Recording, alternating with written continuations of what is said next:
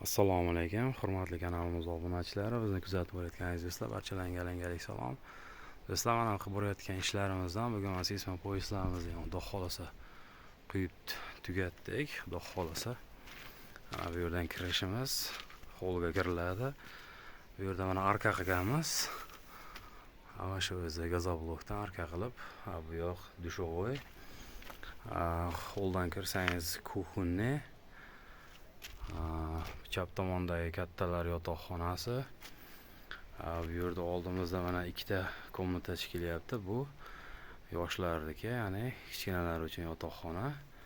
Bunisi 340 ga 460, bunisi 310 ga 460.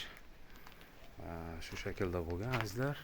Ko'rib turganinglardek seysmo poyezdlarni quyib bitirdik. Bu tomonlarni yaqinda quyib oldik, mana Xudo xolasa. Shu uyda egasi mana shunday arka so'ragandi. Ya'ni qo'lim kichkinaligi uchun sal yorug'roq bo'lish uchun degan maqsadda so'ragandi. Biz chiroyli qilib mana shu gazobloklarni polnosda urib, chiroyli qilib mana arka qilib berdik, Xudo xolasa. Endi nasib bo'lsa ertaga tekislar mana ichkarilar zaspga qilingan, ko'rib turganinglardek. Mana bu mana shu kuxna bo'ladi, kuxna oshxona bo'ladi. Oshxonaga montaj qilamiz, Xudo xolasa.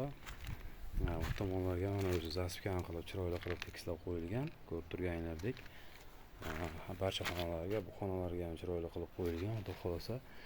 Bu yerda ham, keyin bu 3-xonasi ham chiroyli qilib qo'yilgan, Xudo xolasa.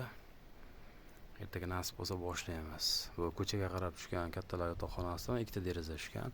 Qolganda barchasida bittadan derazalar tushgan azizlar. Bizni kuzatishda davom etasizlar, azizlar. Barchalarga kattakon rahmat. Qo'llab-quvvatlab turamiz. Obuna bo'lmasdan kirib ko'rayotganlar bo'lsa, azizlar, bitta podpisatsiya bo'lib, obuna tugmachasini bosib qo'yishlaringizni so'raymiz.